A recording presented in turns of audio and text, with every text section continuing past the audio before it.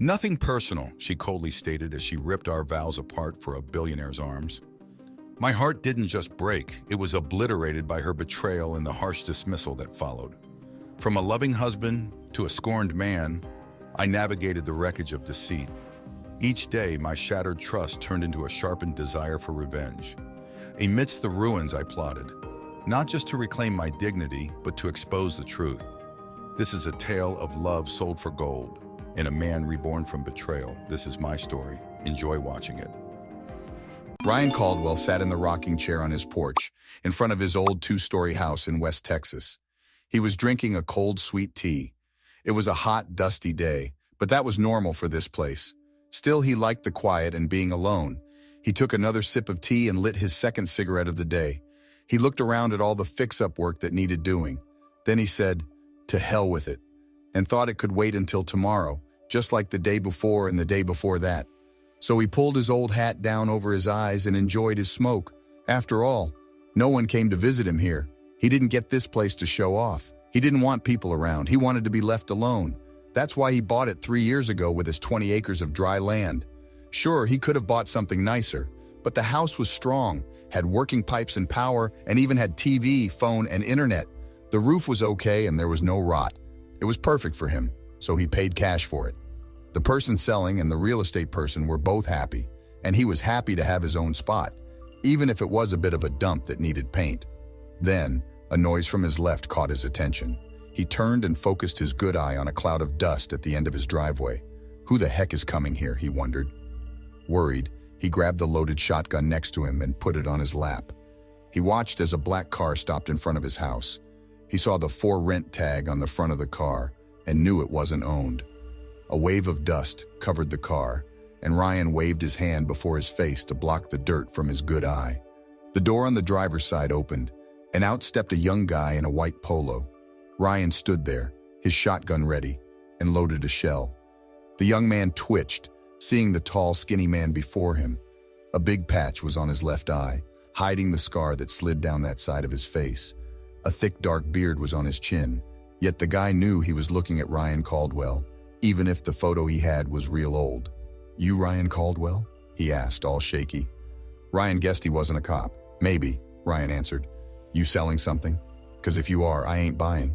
"No, sir, I'm not here to sell," the man replied. "Then you a Fed?"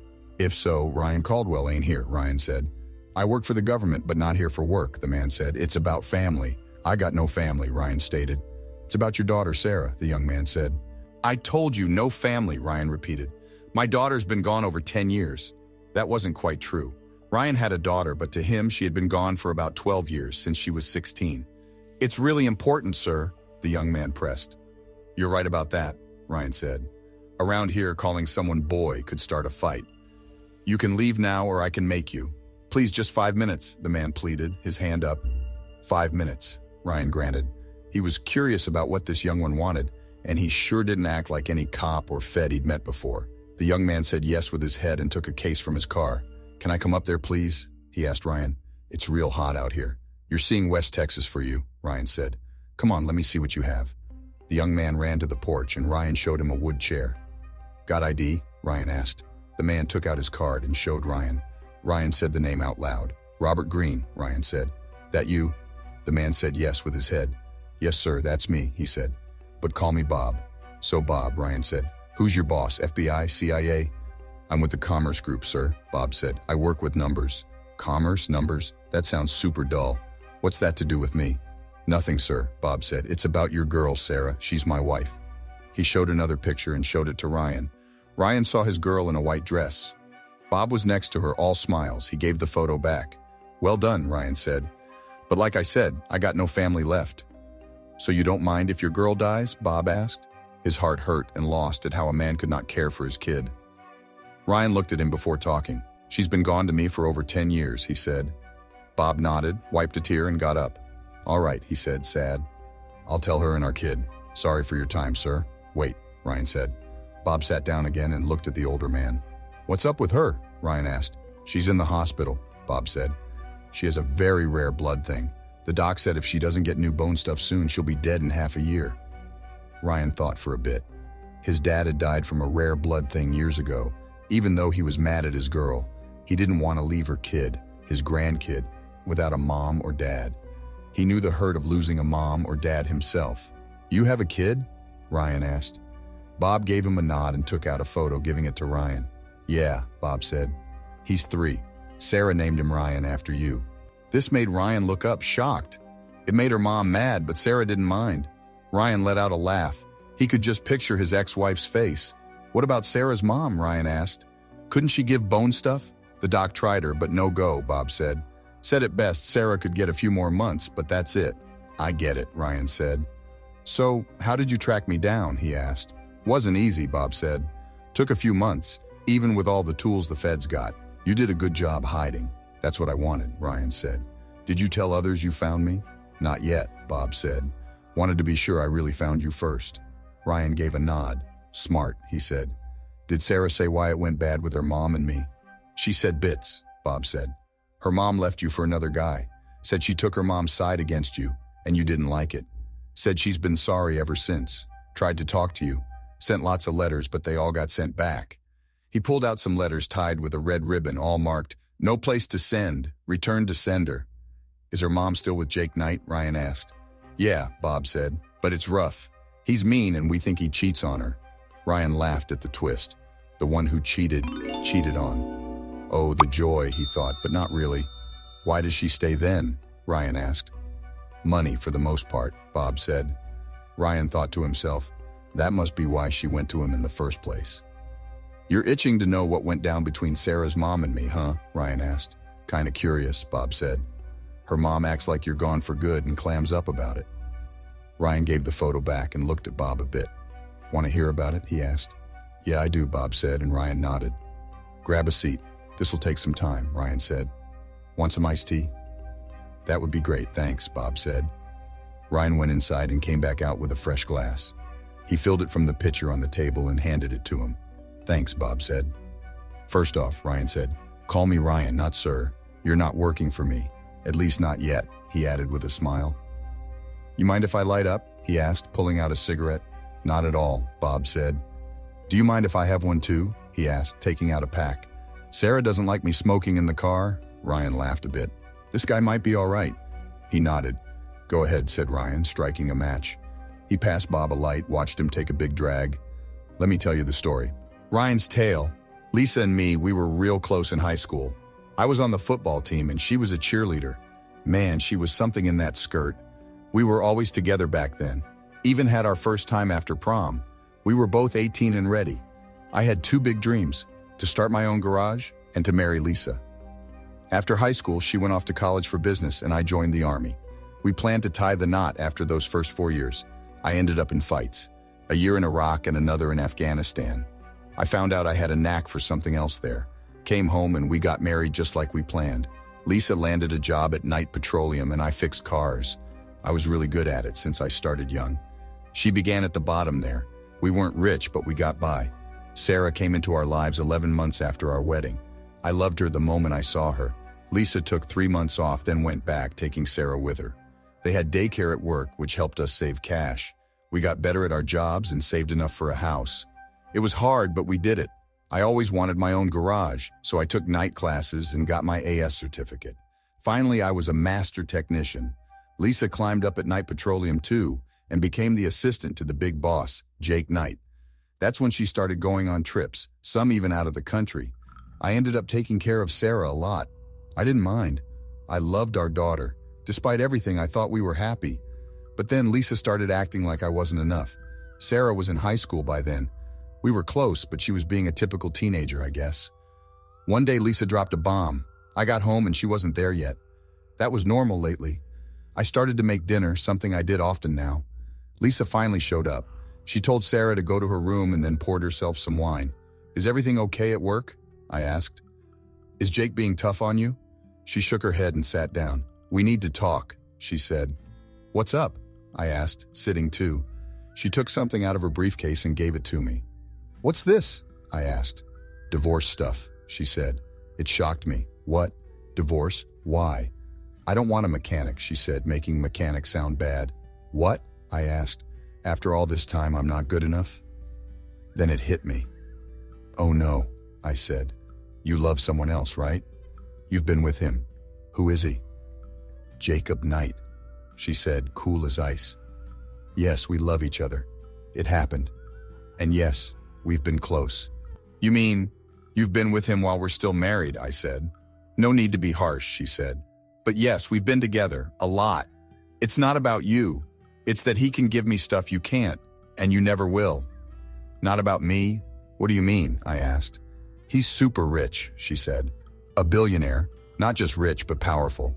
With one snap, he can change big things. You fix cars. What about us? I asked, lost. And Sarah? There's no us, Lisa said with no warmth.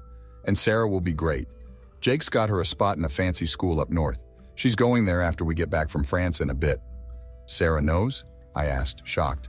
Yep, Lisa said. She's happy about it. I want to hear it from her, I said. Fine, Lisa said before calling Sarah. Is it true? I asked Sarah. You knew about your mom's plan? Sarah looked down before saying, yes, she said soft. Papa Jake has it all set up. He said you'd be okay and he's getting me a car when I'm 16. Papa Jake? I asked. Sarah nodded. Yes, she said. Mom said to call him that. I looked at Lisa, anger in me. Don't worry, Lisa said. You can see her all you want, but with her busy time, seeing Sarah won't be easy, I was told. I looked at Sarah. You're okay with this? I asked her. Mom thinks it's for the best, Dad, she said. Did you know about Mom and Jake before now? I asked her. She nodded. Yes, she said, but Mom told me to keep quiet.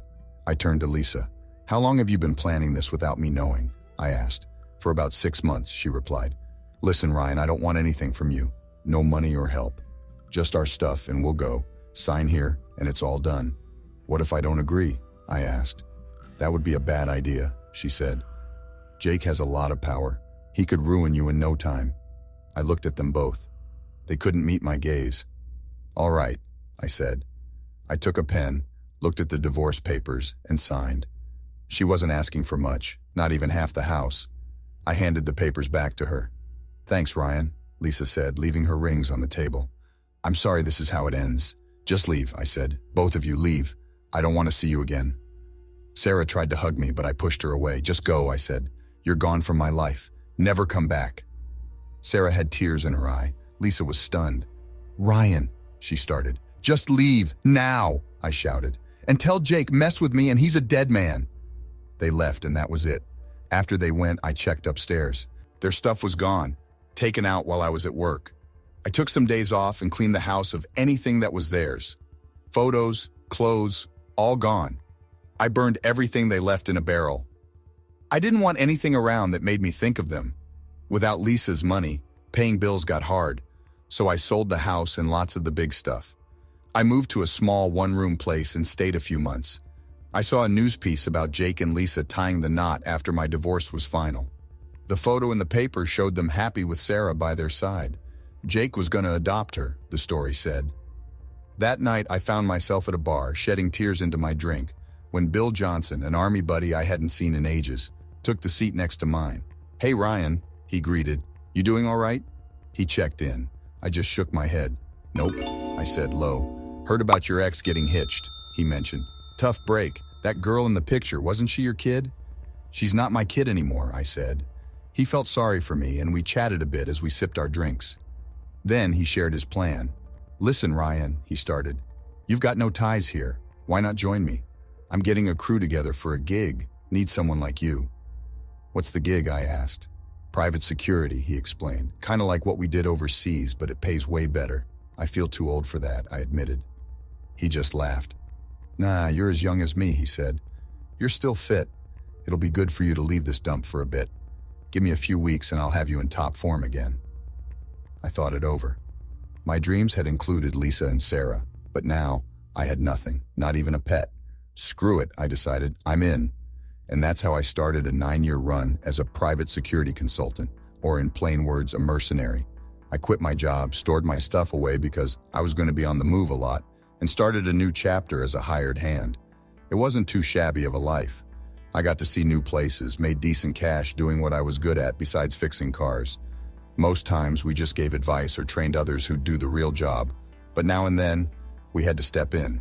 It was either that or risk our necks. My most recent task was for an oil-rich man in the Middle East who had trouble with someone trying to grab his oil fields to kick him out of business. This business was his family's for years. I didn't bother to ask who was causing the trouble. Didn't matter to me. I did my work like always, but one day things blew up when we were attacked by a group in black, riding in trucks. We pushed them back, but not before a tank blew up nearby, hit by a rocket from one of the trucks. I later came to in a hospital room, with my head wrapped up, an IV in my arm, and a tube in my throat. A nurse came to check on me, a doctor after, and they took the tube out. That's when I was told I lost my left eye. Shrapnel from the blasted tank hit my face. They said if not for my helmet, my head would have been split in two.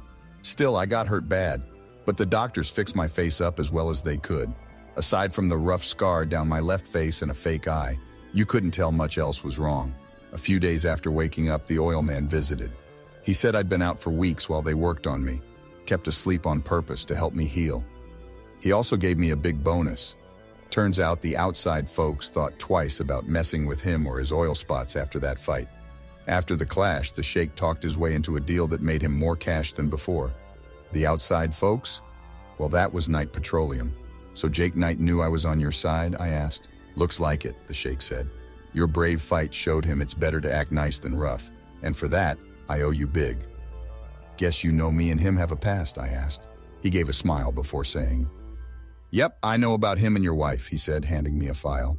I keep tabs on who's who. Far as he knows, you didn't make it out alive. I'm not planning to tell him any different.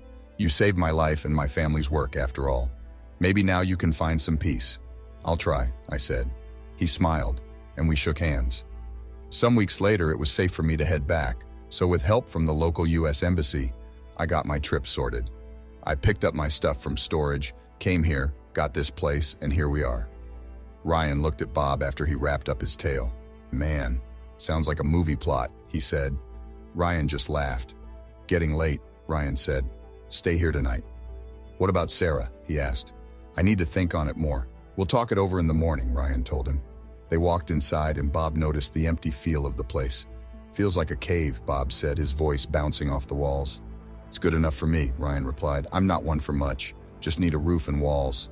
Couch is yours for the night. Bathroom's just down the way. Feeling hungry? I could munch on something, Bob said. Not much here, Ryan said. Just easy heat-up meals. Cooking's not my thing now.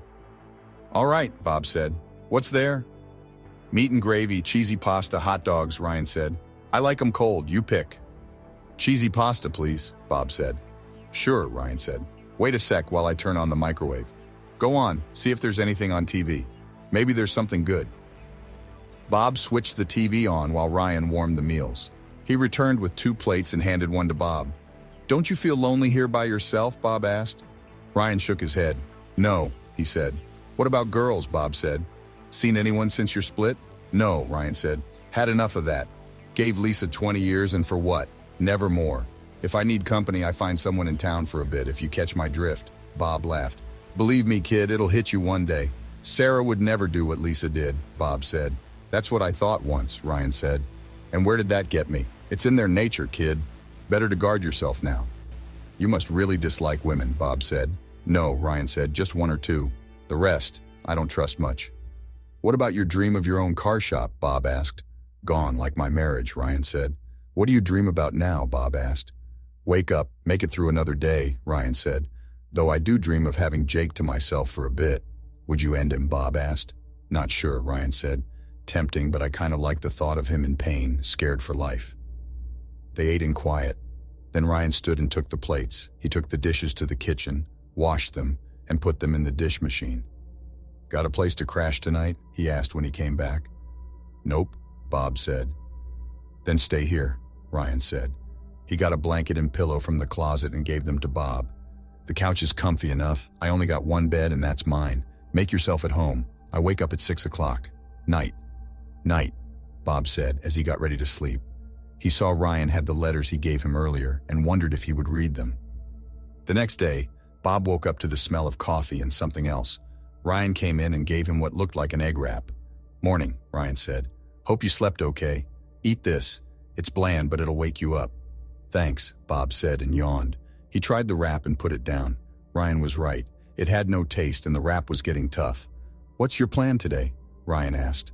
I'm flying back this morning, Bob said. I hope you'll come with me. I thought you might say that, Ryan said. I'm ready to go when you are. Bob saw a bag by the door. When's your flight? It leaves at 11 o'clock, Bob said. We should get going soon if you're coming with me. Why did you decide to come? Sarah's letters, Ryan said. I read them last night. She knows she messed up. I could have told you that, Bob said. Maybe, Ryan said, but it hits different coming from her. How does she get on with her mom? Not great, Bob said. She's nice but doesn't like what her mom did, and she's open about it, and she really doesn't like Jake. Ryan just nodded. Well, there's hope for her, I guess, Ryan said. Let's go. He made sure the house was locked up tight, and after Bob was done cleaning up and dressing, they were off. At the airport, Bob gave back the car they had rented and paid for it. Then they went to the desk where you get your flight tickets. Ryan paid with cash for his, all in bills, while Bob made a call. They met up again and waited in line to go through security. You like to carry a lot of money, Bob asked, making sure no one else could hear. I like to pay with cash, answered Ryan. It keeps me hidden, sort of. I see, said Bob, nodding. Just be safe. Don't you worry, Ryan replied with a grin and a wink. Bob just shook his head. By the way, Dr. Fritz, the doctor for Sarah, wants to meet as soon as we get there, Bob told him. Was he the one you called? Asked Ryan. Yep, Bob replied. I also told Sarah I was coming back, and no, I didn't say anything about you. Thought you'd like to surprise her. Smart move, Ryan said. They got on the plane and settled in. Ryan dozed off quickly, his old hat over his face. A few hours in, the plane's descent woke him up. They soon landed and left the plane. Bob led Ryan to his car in the parking lot. They put their stuff in the back of Bob's new RAV4 and drove off. Ryan looked around as they headed to the hospital. Once there, Bob showed Ryan to Dr. Fritz's room and introduced them. They shook hands and Ryan sat down when asked. I hear you're Sarah Green's dad, Dr. Fritz said. That's right, Ryan answered. Her mom said you were gone, the doctor told him. Well, she got it wrong, Ryan said. I get it, Dr. Fritz said. Did Mr. Green tell you what's up with your girl? He did, Ryan said, and I'll do what I can to help. That's good to hear, Dr. Fritz said. What Sarah really needs now is a new bone bit. Will that fix her? Ryan asked. I think so, the doctor said. I can't promise, but without it, she won't make it. What should I do? Ryan asked. We need to grab some blood from you and check a bunch of things to make sure it fits and is safe, the doctor said. Do what you gotta, Doc, Ryan said. When will you know for sure? We'll take your blood now and send it to the lab, Dr. Fritz said. By noon tomorrow, we'll know. All right, Ryan said. Let's do it. Dr. Fritz gave a quick smile and called out for a nurse. He spoke to her and looked back at Ryan. Just go with Nurse Black, he said. She'll take you to a room and get your blood. Come see me this time tomorrow. Can I see my girl after this? Ryan asked. Of course, Dr. Fritz said. Her husband likely knows the way. Good to meet you, Mr. Caldwell. Talk tomorrow. They shook hands again, and the doctor went off. Ryan followed the nurse to a little room and watched her get ready. He didn't like needles and turned his head away. Okay, Mr. Caldwell, she said after cleaning his arm. Just a quick prick and we're done. Ryan shut his eyes and was surprised it didn't hurt much. All done, she said with a grin. See? That wasn't so bad, was it? She asked, putting a fun Band-Aid on his arm. No, it wasn't, he said. Great, she said. We'll rush this to the lab and results will be in by tomorrow. See you then. After she was gone, he did up his shirt and went out to see Bob. You all set to visit Sarah? Bob asked. Ryan gave a nod. Yep, he said, feeling a bit scared. Let's head out. He tagged behind Bob, thinking how easy it was to get turned around here. This place was a maze with so many paths here and there. They made it to a lift and took it up to the 6th floor. Once out, they went through some halls until they reached Sarah's door. Bob tapped on the door and looked in. He waved for Ryan to wait a sec. Ryan could hear his girl's voice inside. Hey, dear, she said, her voice soft. I got a surprise, Bob said. Oh, good, she said. I love surprises. Bob waved for Ryan to come in. He stepped in and saw his girl for the first time in over 10 years. She looked pretty, even if her skin was pale and blotchy. Her eyes got big and her mouth dropped when she saw him. Daddy? She sounded young. Tears started in Ryan's one good eye as he met her gaze. Is it you? She asked. It's me, Princess, he said, using an old loving name. Moving closer, she reached out to hug him, crying. I thought you were gone, she sobbed, holding him tight. People said I was, but they were wrong, he tried to joke. What happened? She asked. You mean this? Ryan asked, touching his eye cover. Yeah, she said. An accident at work, he said. I went far away after you and Mom left. What were you doing, she asked. I was sort of a guard for hire, he said. Things got pretty wild. Did you ever make your car shop, she asked. Ryan shook his head. No, never did, he said. After your mom left, I didn't want to start a car shop anymore. Oh, Dad, I'm so sorry, she said. I feel bad about what happened. I know, Ryan said. I read your letters. Is that why they all came back, she asked. Yeah, he said. I sold our house and got rid of everything after you left. Didn't see a reason to keep it. Why didn't you write to me, she asked. Well, the way you two left made me think you didn't want to talk to me, Ryan said, and I didn't know where you were. I'm sorry, she said. I believe Jake's lies just like Mom. Can you forgive me? I have already, Princess, Ryan said, making her cry a lot as he hugged her. It's okay, sweetie, he whispered, holding her and petting her hair. Dad's here. It's going to be okay.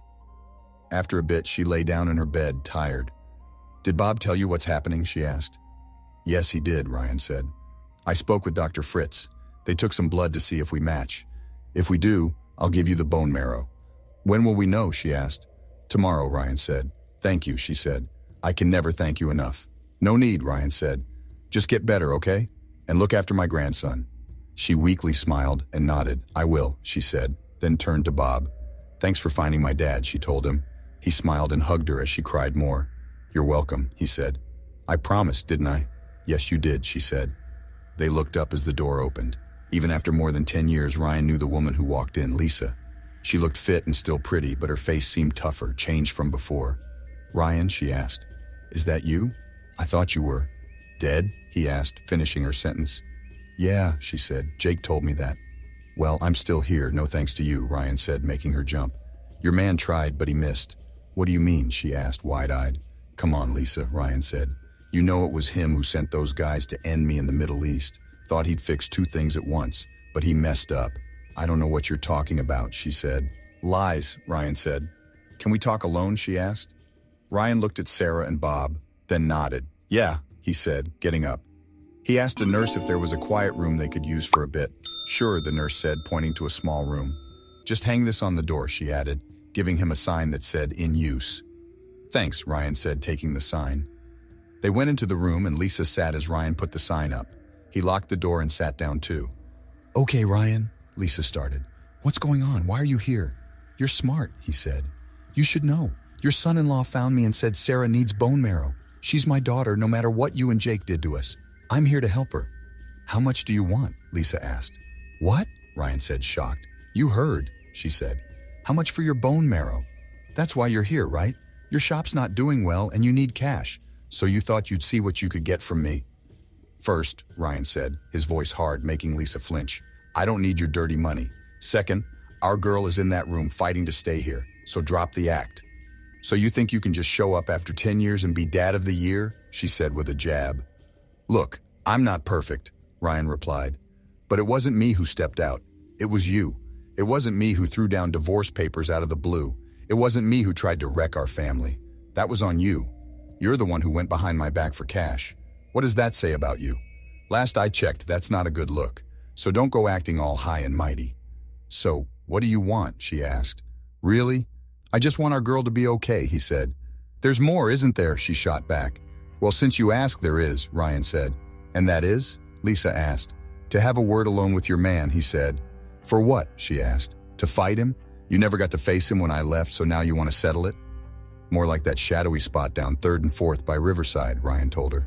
You're joking, she said. No joke, he insisted. You think my man, rich, strong, someone who can sway votes, has time for a street meet? She questioned. You've lost it. Fine, he said, getting up. Seems you don't care much about our girl getting better. Maybe I'll just go. Wait, she said. You're serious. Dead serious, he said. 5 minutes, no guns, no guards, just him and me, face to face. He's got something coming, and I aim to collect. He knows how to fight, Lisa warned. He won't be easy. Good, Ryan said. He'll need to know how. Tell me, does he ever lay a hand on you? What's that got to do with anything, she asked. I see a mark there by your neck, he said, and another on your arm. How long has he been hitting you? She pulled down her sleeve and looked away. It was just an accident, she said, her voice shaky. I fell. Ryan laughed.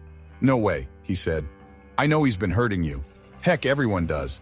Bob knows, so Sarah knows too. Why do you stay? Is it for the money? That's it, right? It's all you care about. Look, Jake's just stressed, she replied.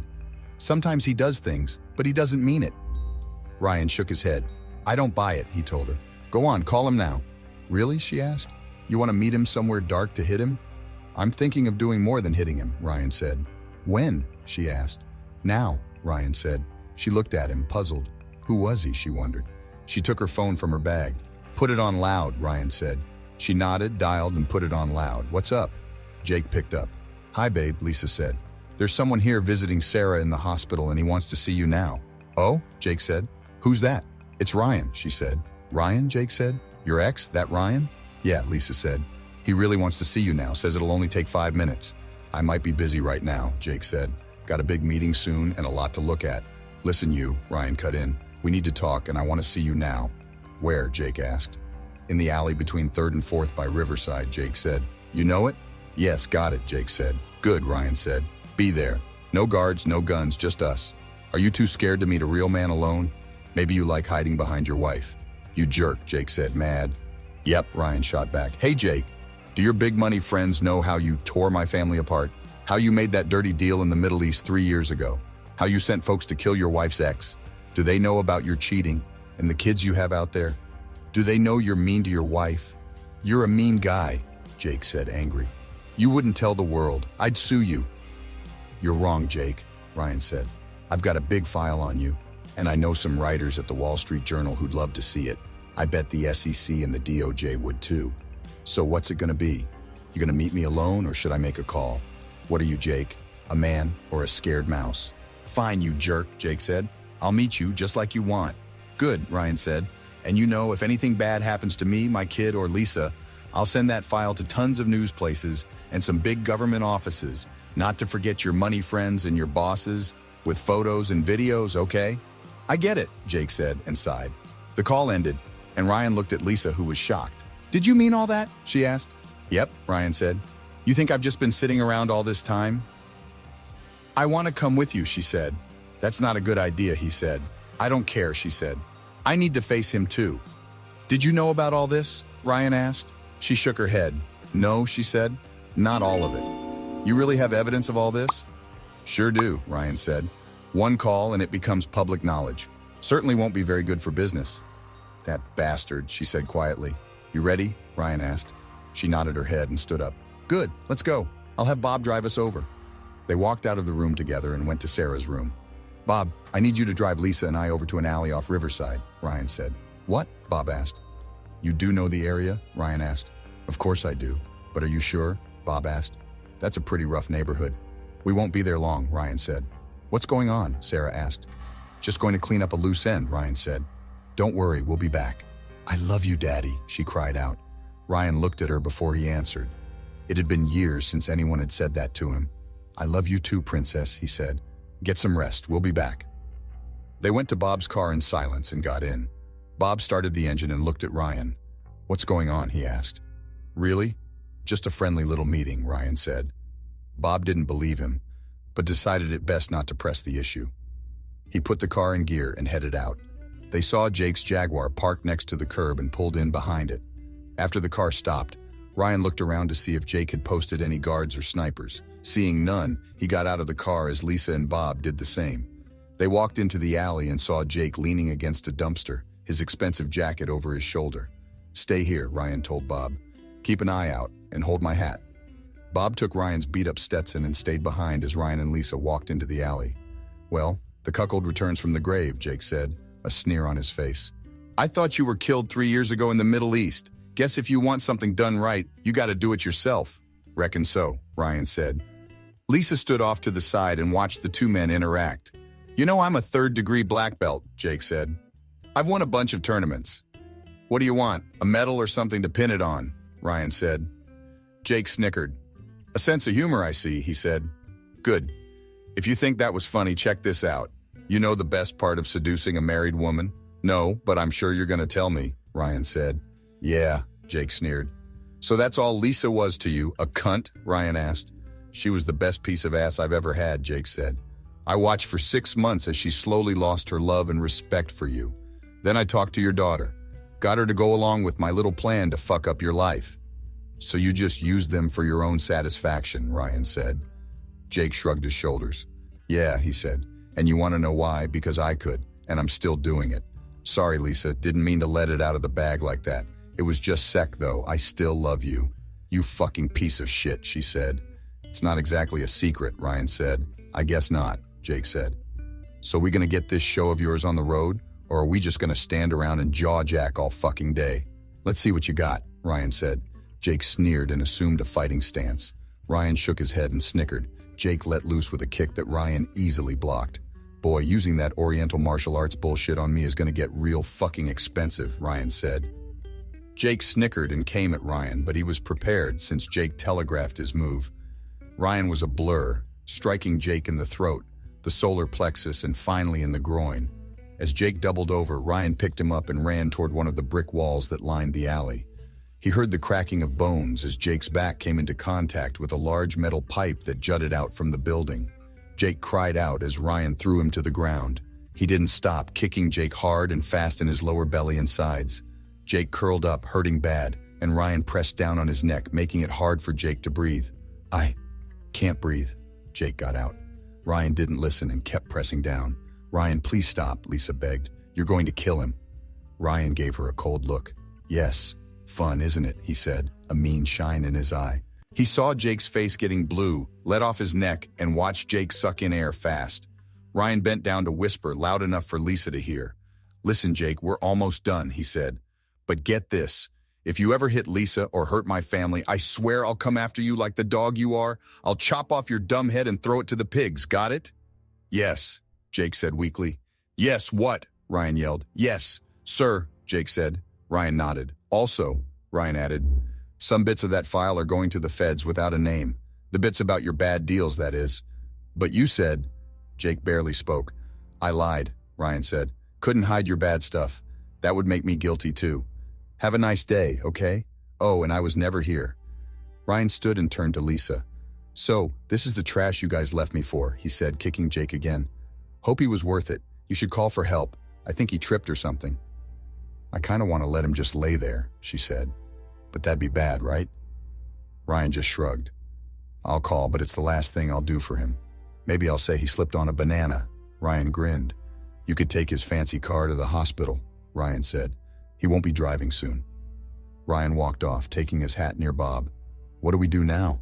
Bob asked on their way to his car. There's a basic hotel a few blocks that way, Ryan told him. Drop me there, please. Hours later, Ryan was about to go out for food when someone knocked.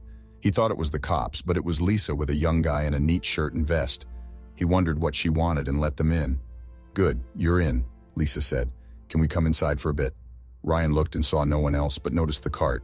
I was about to eat, but sure, come in, he said and moved aside. Put that on the table, Lisa told the guy. Okay, ma'am, he said, moving the cart to the table. Ryan watched as the guy took out 2 plates from a box on the cart and placed them on the table. He put ice on the table and opened wine, pouring it into 2 glasses, which he set next to the plates. Then he unveiled the food. Cornish hens, Lisa said. It's a top pick for me. Comes with cooked carrots, onions, mushrooms, and a rice dish, and a nice wine. She turned to the guy with her. Thanks, Raoul, that's all. I'll bring the plates back. If you say so, ma'am, the man said softly. Hope you like your meal, sir, he told Ryan. Thanks, Raoul, Ryan said. The young man left with the cart. Ryan looked at Lisa. This was too much, he said. I wanted to, she replied. This was meant to be Jake's dinner tonight, but he's in the hospital. I reckon he won't be back home to eat for a long time. The cook spent hours making this, and I just couldn't toss it. Plus, Bob said you mostly eat quick meals and raw hot dogs, so I thought you might like a real dinner for once. This was for Jake, Ryan said. Lisa nodded. Yes, she said. Well then, he said, let's eat up. I'm glad to have his dinner. How's Jake doing? Not great, she said, sitting down. He's got a lot of broken ribs. His neck's hurt, and the doc said he might lose one of his testicles. Also, he might not be able to move his legs ever again. Whatever you hit him with, it really messed up his back. Well, don't expect me to feel sorry, Ryan said, biting into the meat on his plate. This is good, by the way. Tell your cook thanks. Lisa smiled. Will do, she said, eating her meal. She looked at him for a bit before talking. What's happened to you, Ryan? She asked. What do you mean? He replied. You're not the same, she said. Yeah, getting hurt bad by those you loved will do that, he said, taking a drink of wine. I'm really sorry, she said. So, what did you do after we broke up? I know Sarah tried to find you, but she couldn't. What happened? I sold our place and got a small flat, Ryan said. Spent a few months just feeling sorry for myself. When I read about you marrying Jake, I went out to get drunk. Met an old army friend and he got me a job. For the next 9 years, I worked as a private security consultant. A what? Lisa asked. A mercenary, he said. A soldier for hire. Made some good cash doing that. Helped me deal a bit with how mad I was at you three. You must have really hated us, she said. You don't even know, he replied. Every time I did the job, I thought of you, Sarah, or Jake. Oh my God, she said. Ryan, I'm so sorry. I didn't think it'd hurt you that much. Thought you'd just move on with another girl. Ryan shook his head. No way, he said. Sure, met a lot of women. Was with quite a few. But I'm over dating. Got hurt once, now I'm careful. What about now, she asked. You with someone, a girlfriend? Ryan shook his head. No, he said. Tried, didn't work out. Like I said to Bob, if I feel lonely, I just pay for company for a few hours. You must feel so alone, she said. I'm by myself, but not lonely, he claimed. Do you still hate us? Lisa asked. No, he said. Not as much. I've forgiven Sarah, if you're wondering. And me? She pressed. Well, after today, being near you doesn't make me want to lash out, he admitted. Thanks for that, I guess, she said. You forgave Sarah, why not me? I read her letters, he explained. Bob showed them to me. Saw then how she was tricked. She was young, didn't know much, easy to sway. You and Jake lured her with fancy stuff, promises I couldn't match. But she grew up, saw her mistake. Tried to tell me back then, but I never got her letters. If I knew how to email, she'd probably have tried that. Couldn't even use a computer, let alone email. Didn't know how to use a phone. Still don't have one, by the way. He took a sip from his wine glass, then said more. You had no good reason, Ryan spoke. It wasn't like you were forced or scared or tricked. He wooed you and you said yes. Then you turned Sarah against me. I can't just let that go or forget it. You wrecked me, on purpose. Trust me, it'd have been kinder if you had shot me. I didn't see it that way, she said. I'm really, really sorry. Last job, I was with an oil king in the far lands, Ryan shared. He was being pushed to sell and was under attack. I was brought in to make his guard team stronger. Guess who was behind the attack? Jake? She guessed. Right, said Ryan. You'd be shocked at who hires fighters these days. Jake paid a group to try and grab the oil fields. It's like, if talking fails, use might. Jake found out I was there, so he sent killers for me. Thought he'd fix 2 problems at once. That's how you lost your eye? She asked. Ryan just nodded. Yeah, he said. They almost got me, but missed. The king knew, but kept it from Jake and his men that I was still kicking. How do you know all this? Lisa asked. He gave me papers with lots of juicy details, Ryan told her. He also shared some wise words about dropping my anger before it ends me. He was right. He paid for my doctor bills, gave me a big extra, and told me to find a quiet spot. So, I got a place in West Texas and started something new. Something new? Lisa was curious. Yeah, he said. For the past 3 years, and with about $3 million bucks, I've been watching Jake like a hawk. Even put some spies in Night Petroleum. You wouldn't believe what I found. That file you mentioned before, right? She asked. Yeah, this is it. So, all that stuff about what you did to me, that Jake said back in the alley, is it true? Ryan asked. She blushed, looking down before she spoke. Yes, I'm sorry, but it's true, she said in a soft voice. I feel awful for doing those things to you. You didn't deserve any of it. What if it was me who had lied and cheated instead? Ryan questioned. How would you feel then? I'd be angry, of course, she admitted. I know it sounds wrong. That's because it is, he pointed out. What if I showed you solid proof that Jake has been cheating on you for the last 3 years? You heard him in the alley. How would that make you feel? I'd want to see the evidence, she said. Ryan reached into his bag, pulled out a binder, and handed it to her. Here it is, he said. Notes, DVDs with photos and videos, even official papers showing he's the father of other kids. All here. Enough for a court to say you can leave him because he cheated. She looked through the binder, stunned by what she saw. After a while, she shut it and wiped away a tear. Hurts a lot, doesn't it? He asked. Yes, she whispered. I had my doubts, but no proof. This must make you feel glad, huh? At first, I was kind of happy, Ryan confessed. The idea of the cheater being cheated on, it seemed like justice. But then, I remembered how bad it felt at the beginning. At least I was honest, she said. 6 months later, Ryan pointed out. How did it all start? How did he get between us? Do you really want all the details? She asked. No need for the long story, he said. It all began when I got hired by him, she said. At the start, he was all pro, kind, and nice. Then he turned on the charm. We traveled the world for work, staying at top hotels, eating at the best places. I met big names, stars, politicians, rich folks, leaders. I even met the president once. Jake began to drop hints, saying this life could be mine if I wanted. He always put you down, calling you a has-been mechanic who'd never make it big or give Sarah and me the life we should have. Eventually, I started to see you through his eyes. I can't say when, but I lost respect for you. I knew you were doing your best for Sarah and me, chasing your dream, but I also thought Jake was right. The rest just happened. She looked down, her face hot with guilt. I'm really sorry, Ryan, she said. I see now I was just thinking of myself. All I can do is hope you'll forgive me one day. I'm not here to forgive, he said. When did the bad stuff start? Like 4 or 5 years back, she said. I thought he was cheating. No proof, just office talk. We fought and he hit me hard. I told him one more time and I'd leave him. It stopped for a while. He didn't hit me, but he was still rough. It's every few weeks now. Why not call the police? Ryan asked. You could have had him locked up. I was scared, she said. I've seen what he can do. I didn't want to end up dead. Dead? He asked. She nodded. He made me think you were dead, she said. The way he said it scared me. He didn't give details, but I just knew he was mixed up in something bad. Got it. Ryan nodded. There's something else you should look at. He took out an envelope from his bag and showed her a letter from Sarah sent years back. He pointed to a part he had marked. I can't stand it here, wrote Sarah. I can't stand Jake and I can't stand Mom. He gives me the creeps, Dad. You wouldn't believe. He looks at me weird and says nasty stuff about how I look. I swear if he ever tries anything, I'll hit him just like you showed me. I wish you were here to deal with him. I told Mom, but she doesn't care. She's too caught up in his money and him. She doesn't listen. Lisa gave the letter back, wiping away a tear. Oh no, she said, my own girl hates me. I don't think she feels that way now, said Ryan. This was sent right after her 18th birthday, but it tells us a lot about how things were at home then. Did you ever notice anything off? Lisa shook her head. I don't really remember, she said. But she was right. I cared too much about his money. And him. She did try to tell me something like that back then, but I thought she was just being a rebel. I should have listened. So you thought you'd be happier elsewhere, but that place turned out to be bad, Ryan summed up. Exactly, said Lisa. So what's your plan? He asked. I don't want another divorce, but I can't keep living like this, she said. You need to act quick, Ryan warned. When the feds see what I sent them, things will get messy. What kind of things? She asked. A lot of it is money stuff. Too complicated for me.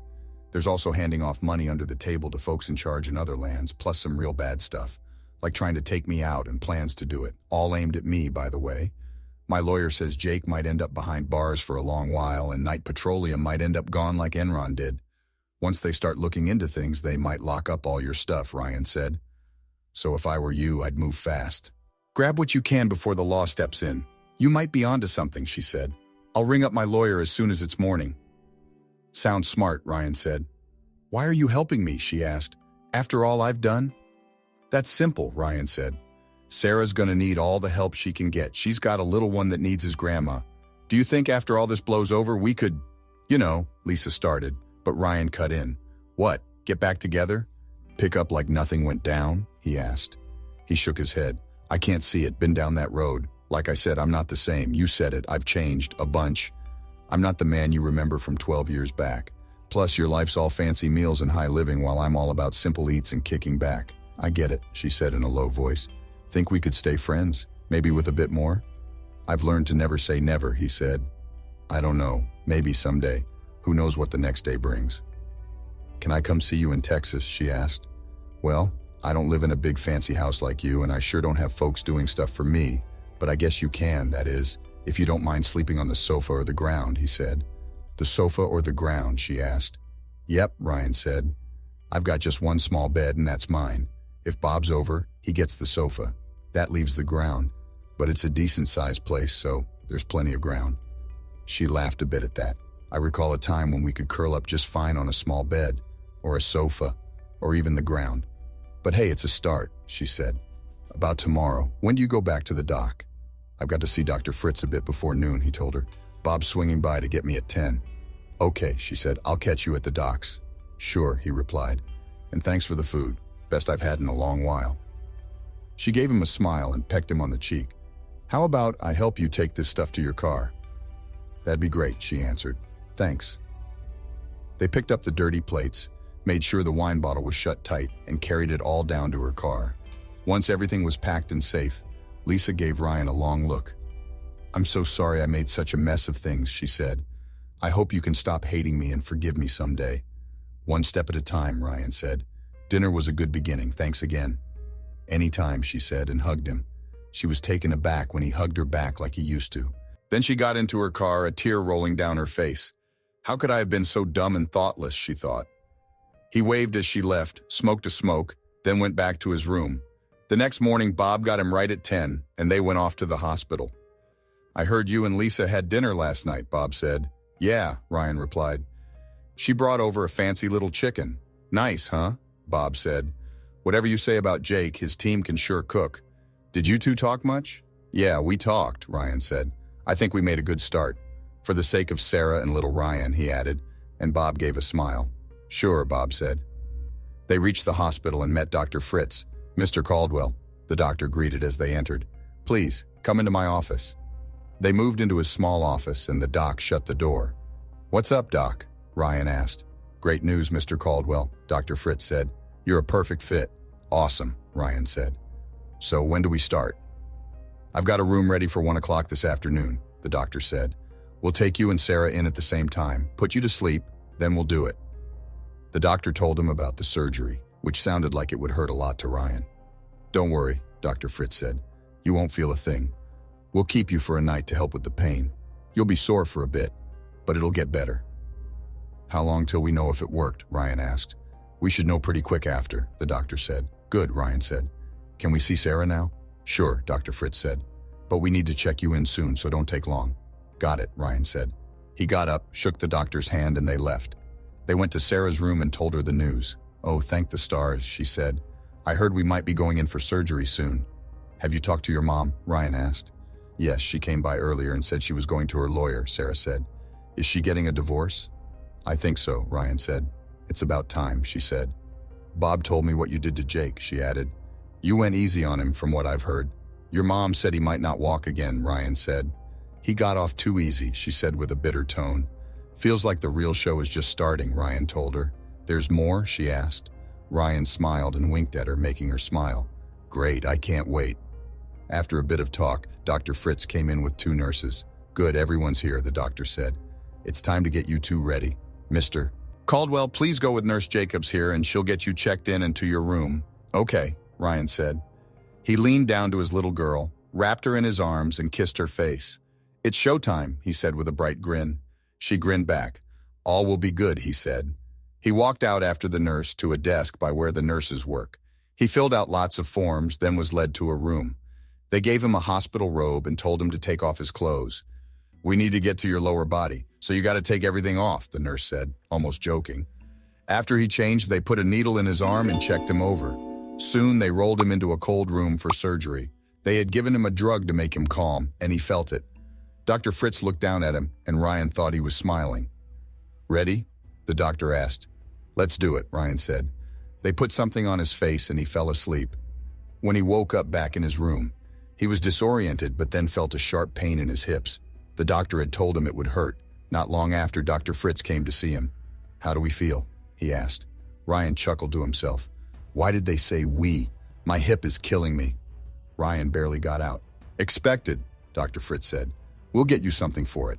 Usually you'd go home, but since you're not from here, you'll stay the night for us to watch over you. How's Sarah? Ryan asked. She might be okay, the doctor said. It's early, but she looks better than we hoped. Ryan nodded. When can I see her? He asked. Not until tomorrow, Dr. Fritz said. You both need to rest up first. Sleep now, Mr. Caldwell. I'll come by later. A nurse came in, checked his vitals, and gave him a pill for the pain. Rest up now, she said. Caldwell, she said. If you get hungry, just ring the kitchen and ask for what you want, okay? Thanks, he said, and then dozed off. A few hours later, he woke up, checked the menu, and made a call to the kitchen. Soon a worker came up with his food: meatloaf, mashed potatoes with gravy, and green beans. It was a bit better than the frozen meals he was used to, but not much. Still, it filled him up. Just as he was done, there was a knock on the door. "Yeah," he called. Bob and Lisa walked in and stood close to his bed. "How do you feel?" Lisa asked. "A bit sore," he answered. "But not bad. Doc says I can go home tomorrow." "That's great," said Bob. "How's Sarah?" Ryan asked. Bob gave a nod. "She's better than we thought," he mentioned. "They're hopeful." "That's great news," Ryan said. He looked at Lisa. "What about you? How are things?" "Busy," she said. "I met my lawyer today to start the split. This place shares everything in half, but there's a prenup he made me sign. My lawyer thinks we can beat it, though." "So you're set," Ryan said. "In theory," Lisa said. "It won't be smooth, not like ours was." "I guess not," Ryan said. "I'm also getting a paper to keep him away from me, the house, and Sarah," she shared. "Shouldn't be hard." "Have you seen Jake?" he asked. "Not yet," she said. "I'll wait until he's served. He's still in the hospital, might be for a bit. After that, who knows? I have to run, but I'll swing by tomorrow, okay?" "Sure," Ryan said. "How long will you be here?" she asked. "Not sure," he replied. "Maybe a day or more. I want to make sure Sarah is going to be okay before I go home." "All right," she said. "I'll see you later then." "See ya," he said. To his surprise, she bent over and gave him a kiss on the cheek. "Sweet dreams," she said with a smile. Before he could react, she was out the door. He glanced at Bob and saw the questioning look on his face. "What?" Ryan asked. "That must have been some dinner she gave you last night," Bob said. Ryan smiled. "Yeah, it was," he said. "But that's all it was." "Whatever you say," Bob said. "If you don't mind, I'm going to check on Sarah, then head out. See you tomorrow." "Okay," Ryan said. "See you then." The next day, he found that his hip didn't hurt quite as bad as before, was still sore, and it was hard to walk without support. A nurse brought him a cane, and he found that helped a lot. That afternoon, the doctor checked him out and released him after giving him a prescription for pain medication. A nurse brought a wheelchair in and took him to Sarah's room where Bob was already waiting. "Daddy," Sarah exclaimed when she saw him. "How are you feeling?" "Better," he said. "How about you? You're looking better. At least you have some color in your skin." "I'm still pretty sore," she said. "But the doctor says I'm doing a lot better than they anticipated." "I'm glad to hear that, Princess," he said. They visited for a while longer until Ryan noticed that Sarah looked a bit tired. He looked up at Bob. "Mind giving me a ride back to the hotel?" he asked. "Not at all," Bob said. They said their goodbyes, and a nurse wheeled Ryan to the patient pickup area where Bob had parked. "You going to be okay getting to your room?" Bob asked. "I'll manage," Ryan said. "They gave me some pills and this cane, so I'll be okay." "All right," Bob said. "Pick you up tomorrow, say about 10 o'clock? "Yeah," Ryan said. "That works. See you then." Ryan climbed out of the RAV4 and went to his room, using the cane for support. That night, as he sat in bed in his PJs watching TV, he heard a knock. "One sec," he said, grabbing his stick. He hobbled to the door and peeked out. He saw Lisa standing there alone, so he let her in. He was still on the lookout for a visit from the cops, so he glanced around as she came in, holding a big basket. "Hope it's okay I came over," she said. "Have you had dinner?" "No, not yet," he said, "just watching some TV." "Here, sit tight and I'll fix you dinner," she said. "You still into lasagna?" "Love it," he said. "Great," she said as she put the big basket down. She took out a foldable tray and set it on the bed over his legs. Next, she took out a dish with a lid and some silverware, setting them on the tray. Then she pulled out a can of green tea. "Got any ice?" she asked. "Yeah," he said, nodding to the bucket on the dresser. She filled a plastic cup with ice and added some tea. "Thanks," he said, after she placed the tea on the little table next to him. "You not eating?" "Ate already," she said. "So why do this?" he asked. "Remembered how much you liked my lasagna. Thought you'd enjoy it," she said. "I do," he said. "Thanks. It's as good as I recall." "Better than those freezer meals?" she asked, smiling. "Much better," Ryan said. "You know, those things are full of junk," she said. "Yeah, and sometimes I think the box might taste better than the food," he joked. "So why eat them?" she asked. "Don't you cook? You used to." "Well, I had someone to cook for back then," Ryan said. "Guess I'm just lazy. Don't see the point in making a fuss when it's just me." "You ever start that car shop?" she asked. He shook his head. "No," he said. "That dream left when you and Sarah did. I'm too old and tired to start a business now." "No way," she said. "You're like 50? That's not old. When you've been through what I have these last 10 or so years, it feels old," he said, looking far away. "Believe me." "But how do you get by?" she asked. I'm okay, he said. I have enough for the rest of my life. What do you do all day? She asked. Just sit, drink tea, he said. Watch the grass grow. Look at clouds. Shoot targets now and then. That's no way to live, she said. He just lifted his shoulders. Maybe. The house could use paint, he said. Maybe I'll start that when I get back. That's something, she said. Sometimes doing nothing is fine by me, he said. You mind if I sit with you and watch TV, she asked. Go ahead, he said, making space for her on the bed. She sat by him, and they watched a movie. I remember we did this a lot, she said. He nodded. He remembered too. I loved it when you rocked Sarah to sleep. She looked so sweet with her little arms around your neck. You'd take her to bed, cover her up and kiss her goodnight. I miss that. Yeah, me too, he said. She got close and put her head on his shoulder. Hold me, please, she asked. He put his arm around her and held her tight. It had been ages since he did this. She felt as nice as when they were married. Then she started to cry, tears on his shoulder. He held her tight and let her cry. I'm sorry, she said, drying her eyes. I miss us this much. I can't remember Jake ever doing this. I really messed everything up, didn't I? I won't say you're wrong, he said. She cried more as he held her in silence. They sat together in quiet, Lisa's head leaning on Ryan's shoulder. When the show ended, she looked at him. I need to go before it's too late, she said. I liked being here with you. Me too, he said. And thanks for the food. It was good. You're welcome, she said. Can you do something for me, please? What? He asked, not sure what she might ask. You said the little one needs his grandma, she said. He needs his grandpa, too. Can you promise to be there for him? And for Sarah? Of course, he said, making her smile. Thanks, she said. When are you leaving? I'm flying back tomorrow afternoon, he said. Bob will come get me. I'll say bye to Sarah, and then I head back. Okay, she said. Don't be gone too long, okay? I won't, he said. She gave him a cheek kiss, picked up her things, and left. The next day, he was less sore, but still used his cane. After eating, Bob came to help with his stuff. They left the hotel for the hospital. In Sarah's room, he saw a young kid by her bed. It was her boy Ryan, like in the photo he saw before. The kid looked up as they came in. Ryan, Sarah said, this is your grandpa. He's also Ryan. Go say hi. Hi, sir, the kid said. Are you my grandpa? Ryan sat and smiled at the young one. Yes, I am, he said. What happened to your eye? The kid asked, looking at Ryan's eye patch. I lost it, Ryan said. Can I help you look for it? The kid asked. I'm good at finding stuff. Ryan laughed. I bet you are, Ryan said. But it's okay. He hugged the kid and then turned to Sarah. How are you? He asked her. You look better than yesterday.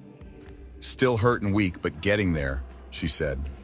They're going to keep me here to watch how I do for a few days, she said. That sounds smart, Ryan replied. They spoke for a while until Lisa walked in. Once everyone was caught up, Bob glanced at his watch. Looks like we should head to the airport, he said. Ryan checked his time too. You're right, he agreed. He got up, hugged his daughter, and kissed her on the cheek. Take care and get better, okay? He told her. I will, Daddy, she replied. Thanks for everything, love you. Love you too, sweetie, Ryan said. Bob? Lisa jumped in. Could I be the one to drive Ryan? I've got some things to chat about with him. Is that okay? Sure, he answered. I'll grab his bag. Promise to visit, Dad? His daughter asked. I promise, he said. Then he headed out with Lisa following. So, what's up? Ryan asked as he settled into Lisa's car. I had a visit from Elmer Jenkins, the big boss, she said. It looks like the government got your files and someone tipped him. The board's meeting tonight to figure things out. Elmer said they're thinking of giving Jake a timeout, at least till his trial's over. Good for him, Ryan smirked. He also mentioned they want me to step in as the temporary boss while all this is happening, she continued. Good news, he said. Maybe, she replied, but thanks. After marrying Jake, he made me a VP and put me in charge of the boring stuff.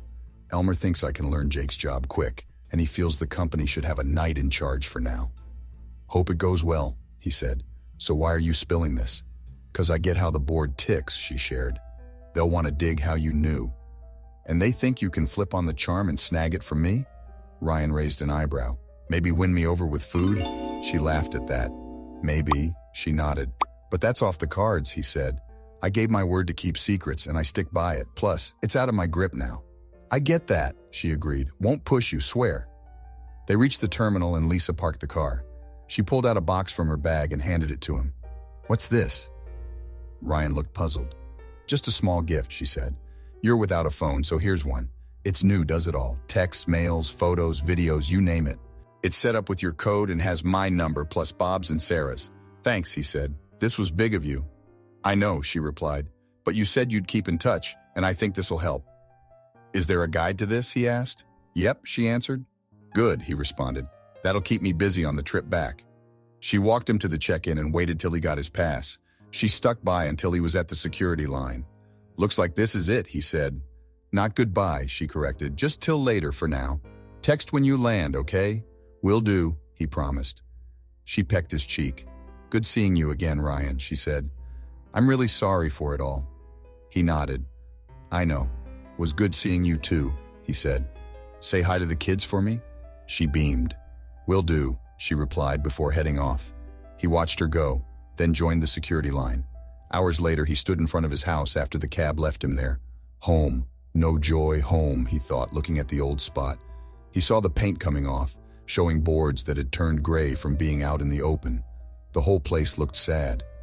In his head, he saw a sad house like in a cartoon, with a tear falling from its sad eye. It showed how he felt for a long time. He felt sorry for letting the old spot get so bad. It had been good to him, gave him a roof, kept him warm when it was cold, and kind of cool when it was hot. But in the last few days, something in him changed. The anger and hate that were his friends for years were gone. Maybe, he thought, the house should show that too. Maybe it's time to fix you up, old pal, he said, not really to anyone. In his head, the sad house looked happy and the tear went away. He used his phone, surprised it worked well here. It took him a bit, but he texted Lisa, Sarah, and Bob, telling them he got home. Good to know, replied Bob. Sarah sent the same, adding, I love you, with a smiley. Lisa thanked him too. He picked up his stick and bag and went in. The next day he walked around, writing down all that needed work. He knew he couldn't do it all alone, so he started calling people who fix houses. In the next few days, a few came to see the place and told him how much it would cost. He picked a guy who wasn't the cheapest or the most costly, but he said he could do all Ryan wanted, even if he needed more workers. Ryan knew it would cost a lot, but he didn't mind. He just wanted the place to look good. Ryan first wanted new paint, but the fixer said it's better to take off the old wood and put on siding. So, he told Ryan that it'd be good to check the frame of the house and fix any bits that needed work. Ryan liked the plan, gave the builder a check to start. A few months later, Ryan was in his living room, eating a microwave meatloaf dinner and watching TV when a news story caught his eye. We've just been told, the anchor said. Today, the Department of Justice has brought charges against Jacob Knight, the ex-boss of Knight Petroleum. Knight is facing charges including trying to kill someone and planning to kill. He was kicked out by the board 2 months ago after an attack in a Central City backstreet. His wife, who he's not with anymore, Lisa Knight, took over his job. Now in a wheelchair, Knight was taken by the feds and can't get out without paying. Right after the news, his phone rang. It was Lisa. Did you see the news? She asked. Just did, he replied.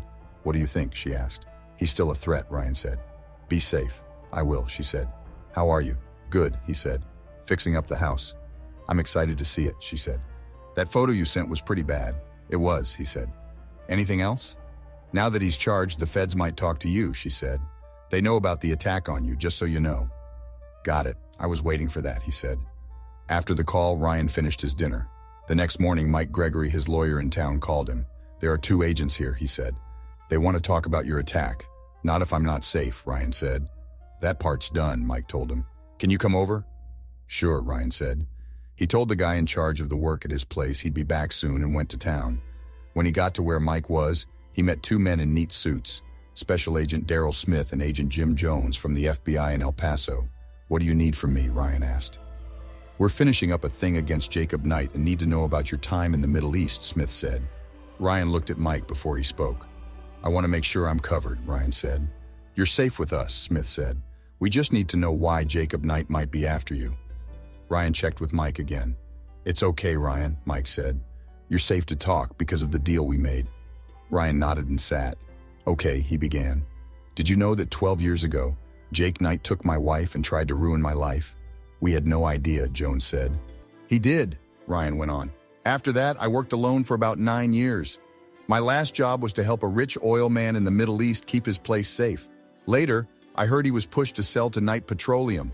While I was there, we were attacked.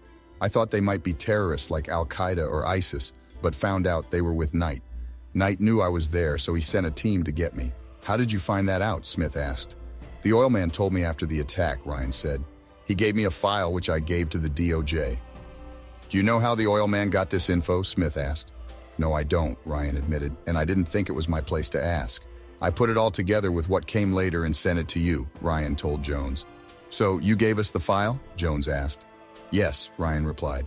After that bad thing happened, I came here, bought a place, and paid for someone to watch Knight.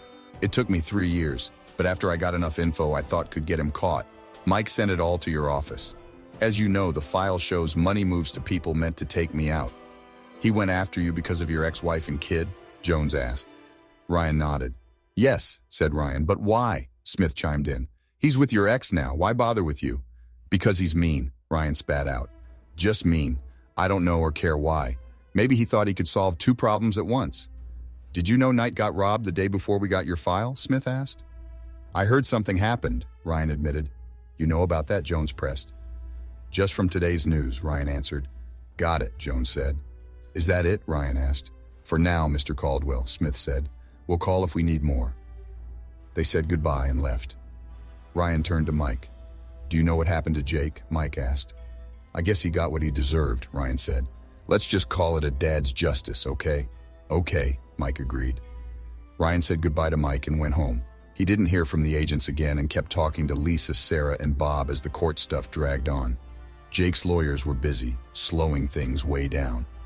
Finally, about 6 months after he talked to someone about fixing his house, the work was done, and it ended up costing more than first said.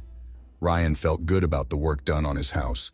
The old outer planks got swapped for siding. He added some warm stuff in the walls and fixed up the frame too. Then, he fixed the inside walls, painted them, and laid new carpets all over. He changed a lot of the water pipes and made the electric stuff better. The very old air cooler got swapped for a new cool and warm air system. He made the bathrooms and kitchen look new and put in all new machines to use. He also put window boxes with flowers in front and built a new garage with a door to the kitchen. Wanting a nice touch, he set up a white fence around the front yard and a new gate. He made the yards nice with new dirt and grass seeds. He planted trees for shade. The yards looked so green, Ryan thought he needed a big mower now. He even put in a swimming pool in the back, thinking little Ryan would like it. He bought all new stuff to sit and sleep on, swapping his small bed for a big one, and made the other rooms nice too in case Sarah, Bob, and Lisa came over. This is a great spot you got, Mr. Caldwell, the builder said, happy with his work. The bottom part is strong, and the wood parts are mostly good. If you sell it, you'll get a lot of money. Thank you, Ryan said, but I want to keep it. After the builder went away, he looked at his house and took a picture. He felt like the house was happy, and he was too. He went inside, happy with how it looked now. Just as he was about to send a picture to Sarah, Bob, and Lisa, his phone rang. It was Sarah, so he picked up. Daddy, she cried. Come back quick, hurry up. What's up, princess? He asked. You sick again? No, she sobbed. It's about Mom. She got shot. The docs aren't sure if she'll pull through. I'm on my way, he said, ending the call. Ryan rang his lawyer and the person who was looking into Jake, then booked a flight back to Central City. Once there, he got a car and rushed to the hospital. He asked at the help desk, then put on the face mask they gave him and headed to the surgery waiting room where he saw Sarah and Bob with a man he didn't know. Sarah ran to him crying. Dad, you're here, she wept. I came as quick as I could, he said, holding her close. How's your mom? They're still on it, the older man spoke up. I'm sorry, I'm Elmer Jenkins, the head guy at Knight Oil, he said, reaching out his hand. You must be Lisa's ex, Ryan. That's me, Ryan said, taking Elmer's hand. He had met Elmer once, a long time ago at a work Christmas thing. What went down? Lisa was leaving work, about to get in her car, when another car showed up, Elmer explained. 2 folks inside, one shot twice out the window. One bullet hit Lisa in the arm, the other in her head. They took off and vanished. They were watching her then, Ryan figured. Elmer agreed with a nod. Looks like it, he confirmed. I can't figure out how they got into the parking lot. That lot's just for the top dogs and needs a special card or a code at the gate. Any leads from the cops, Ryan wanted to know. None, even with camera footage, Elmer shared. The license plate was hidden. Can I see that video, Ryan asked. Elmer nodded. I think so, he said, but I'm not sure what you can do. The cops have it too, but they got nowhere with it. I got ways to find out more, Ryan said. Give me that video, fast. Okay, Elmer said. a bit taken back by how bossy Ryan was. I'm on it. Ryan just nodded. How's your mom? Ryan turned to Sarah after Elmer was gone. Heard anything new? They got the bullet out of her shoulder and they're fixing her head now, Sarah told him. It's been a long time, that's all I know. And the little guy, Ryan, he asked next. At home, Bob jumped in. My mom's with him. Ryan nodded once more and took out his phone. He looked at a card in his wallet and made a call. Yeah? A sleepy voice answered. Jorge, it's Ryan Caldwell, he said. Jorge Trujillo had been looking into Jake for Ryan for over 3 years. To Ryan, Jorge was the top man for the job, with the coolest spy stuff you can think of. You in town? Jorge asked. What's up? You sounded all mysterious earlier. Yeah, Lisa's been shot, Ryan said. What? Jorge couldn't believe it. When? Who did it? It happened a few hours back, Ryan said. Who did it is what I need you to help me figure out. I've got a hunch, but your gear could really help. If I get you a video, can you find out who it was? Maybe, Jorge said. You think Jake did this? I'm pretty sure, Ryan said. Damn, Jorge was shocked. When can you give me the video? Real soon, Ryan told him. Someone's bringing it to me now. All right, Jorge said. Time's ticking on this kind of thing. I'll come get it from you. Where are you? In the hospital by the surgery rooms, Ryan said. Call me when you're here and I'll come out. All right, he said. I need to wash up and get dressed. Okay, Ryan replied. They hung up and Ryan called another number he had, hoping his friend was okay and nearby. His friend picked up after 2 rings. Yeah, Bill Johnson answered in a rough voice. I see you're still around, Ryan said. Bill was an old Army friend who had gotten Ryan into some private security work about 13 years ago. Who's this? Bill snapped. Don't you remember a friend who had your back in Africa? Ryan asked. Ryan Caldwell? Bill realized. Is that you? It's been what, 3 years? More like 3.5, Ryan corrected him. How are you doing? I'm okay, I guess, Bill replied. I retired after the thing in the Middle East. It seems no one wants to hire a guy who's lost part of his leg. I get it, Ryan said. Hey, could we talk later today or tomorrow? I could use your help with something. Sure, Bill agreed. I've got a case of beer here ready to be opened. I'll call you later, Ryan promised. Sure thing, Bill said. Bye. They hung up and Ryan went back to Bob and Sarah. Elmer had just come back and gave him a DVD in a clear case. This has the whole thing from when those two got into the parking lot, he said. Great, Ryan said. Thanks. The nurse just came out a bit ago, said the doctor would be out soon to tell us what's happening, Bob mentioned. Ryan nodded. A few moments later, the double doors opened and a doctor in a white coat came towards them. Are you here for Lisa Knight? He asked. Yes, Sarah answered. The doctor led them to a small room next to the waiting area and closed the door. I'm Dr. Brown, he began. I wanted to let you know we've taken the bullets out of Miss Knight. Knight's getting help right now. How's she, Doc? Ryan asked. She's in a deep sleep we made happen, he said. We want to let her get better a bit before we wake her up. Will she be okay? Ryan asked. I'll be straight with you, Dr. Brown said. We almost lost her a few times when we were fixing her up. Right now, her heart and such are okay, but she's still not out of the woods.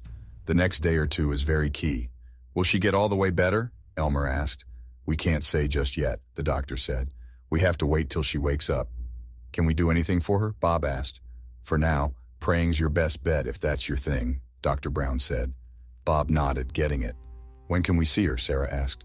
Not for a day or so, the doctor said. Once she's in the ICU, you can be with her. Did you get the bullets out of her? Ryan asked. Yes, but they're going to the cops, the doctor said. I want to see them if that's okay, Ryan said. Like I said, they're bagged for evidence and going to the police, Dr. Brown said. I'm not asking, Ryan said. I don't need to touch them, just want to look. The doctor stared at Ryan, shocked by his tone. Then he nodded. Okay, he agreed. Hang on. He left and came back soon with 2 bags, each with a bullet piece. He gave them to Ryan. Ryan looked at them hard with his good eye. Small gun, maybe a .32, Ryan said. Not very strong, I see some paint in the lead. Seems it hit something before her, maybe her car. He gave the bags back to Dr. Brown. Thanks, he said to the doc, who grabbed the bags and went out of the meeting room. What's this about? Elmer asked. The one behind this isn't a pro, Ryan spoke. I bet the gun used is gone for good. Likely a cheap one, broken up and tossed out by now. I'll learn more when the video's seen. Just then, his phone rang. It was Jorge, so he stepped aside to talk. I'm in the main hall, Jorge told him. Be right there, Ryan replied before hanging up. He looked back at the group. Need to head to the lobby, then off to meet a buddy. You got a spot to crash? Bob asked. Not yet, Ryan shared. Came here straight from the flying place. Why not stay with us? Bob offered. Young Ryan would be thrilled to see you. Sounds nice, but I don't want to be a bother, Ryan said. No bother at all, Sarah jumped in. Please do. We'd love it. Okay then, Ryan agreed. Bob gave him their place's address and wrote how to get there on a slip of paper. Ryan put it in his pocket. Can't say for sure when I'll show. That's fine, Sarah told him. We'll likely be awake. All right, Ryan responded. Elmer gave him a card. If you need anything, call me anytime, he offered. Thanks, Ryan said, shaking Elmer's hand. He hugged Sarah and shook hands with Bob before leaving. Down in the lobby, he found Jorge waiting. Jorge stood as he approached. Got the video of the shooting, Ryan said. Great, Jorge replied. I'll dive into this now. We'll call as soon as I find something. How's Lisa doing? She's done with surgery and a coma to help her heal, Ryan shared. These next few days are key. I'll pray for her, Jorge said. Ryan nodded. Means a lot, he said. Thanks. Anytime, old pal, Jorge said. Need to start on this. See you soon, Ryan said. After Jorge was gone, Ryan took out his phone and called his pal, Bill. Got a bit of time, he asked. Let me see my busy plan, Bill joked. Oh, look, I'm free. Head on over. Bill told him where to find him, and they hung up. Ryan parked his car in front of a small trailer, got out and knocked. Bill opened the door and welcomed him in. Wow, Bill said, eyeing Ryan up. You look even cooler than before, he said, nodding at the eye patch and the long, rough scar. And you're doing pretty good too, Ryan joked back. They both laughed.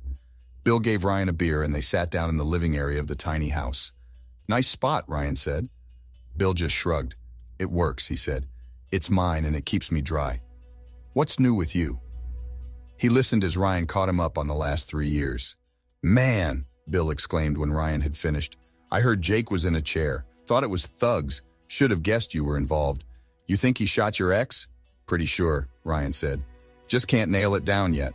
Going soft on us? Bill teased. What do you mean? Ryan asked. Back in the day, you'd have just ended him, Bill said. Ryan chuckled. Crossed my mind, he said. But I figured it's better he suffers more. Plus, I don't want to end up in jail, not even for a rat like him.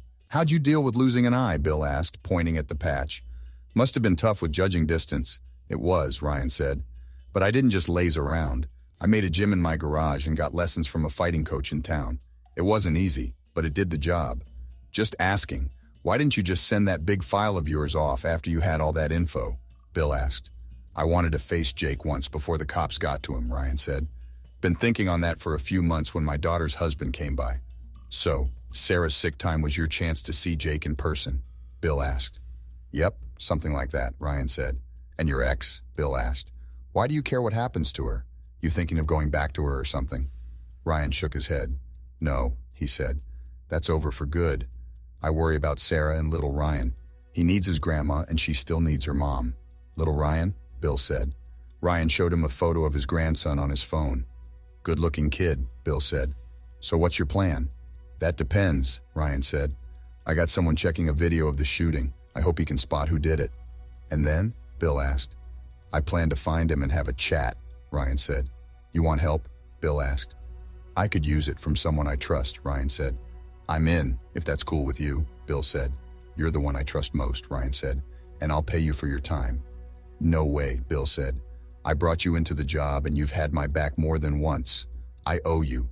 I remember you helping me out too, Ryan said. What are friends for? Bill asked, lifting his beer. Ryan smiled, clinked his beer with Bill's, and drank deep. They talked more for hours. At last, Ryan stood and shook Bill's hand. Gotta get back to Sarah, he said. I'll call you maybe tomorrow. Sounds good, Bill said. By the way, when did you last get lucky? It's been a bit, Ryan said. Why? Well, I was thinking you and me could go to a neat spot in town soon, Bill said. The gals there are pretty, clean, and lots of fun if you get me. Sounds cool. Let's see how it goes, Ryan said. I'll hold you to it, Bill said. Talk to you later. Ryan left and made his way back to Sarah and Bob's house. When he got there, he knocked on the door. Bob opened it and let him in. No need to knock, Bob said. You're like family, you know? Thanks, Ryan said, stepping inside. He looked around at the pictures and little things in the room. The place felt warm, inviting. Little Ryan came over, arms out. Hold Grandpa, please, the little boy asked. Ryan picked him up and hugged him. For a sec, he thought back to when he used to hold Sarah like this when she was small. I've got to go to bed early for work tomorrow, Bob said. Night, Ryan replied. "Hi, Daddy," Sarah said as she walked in. "I see little Ryan found you. You can sit in the rocking chair with him if you'd like." "Thanks," Ryan said, sitting down. As he rocked, little Ryan hugged him tight and fell asleep real fast. "I can take him if you want," Sarah offered. "It's fine," Ryan said. "Let him be for a bit." He looked at his daughter and saw a tear in her eye. "I remember when you used to rock me to sleep like this," she said. "Yeah, me too," Ryan said. "Those were the best times." "Have you eaten?" she asked. "Not yet," he said. "Let's put Ryan to bed and I can warm up some food," she said. "I hope leftover stew is okay." "Sure," he said, standing up with little Ryan still asleep in his arms. They took him to his room, laid him down, and tucked him in. Sarah kissed him on the cheek and looked at her dad. "He's my little angel," she said. "I'd be lost without him." "I feel ya," Ryan said. They went down to the kitchen. Sarah got out some stew and warmed it up. She put it on the table with forks and knives. "Need a drink?" she asked. "I've got Coke, okay?" "Great," said Ryan. She poured a glass of Coke and put it by him before sitting down. "Sorry for not asking sooner. How are you?" Ryan asked with a mouthful. "Much better now," she replied. "I'm back to work, but not full days yet. Glad to be doing something." "What's your job?" he asked. "I'm a vet," she answered. "Nice," he said. "You were always kind to pets." "I love my job," she said. After a bit, she added, "Can we talk?" "Of course," Ryan said. "What about?" "Last time you mentioned traveling a lot for work," she started. "You said you were in private security?" "Yeah," Ryan answered. "That's just a fancy way of saying I was a hired fighter. I was a mercenary." "My goodness," she said. "Sounds risky." "It was," he admitted. "Where'd you go?" she asked.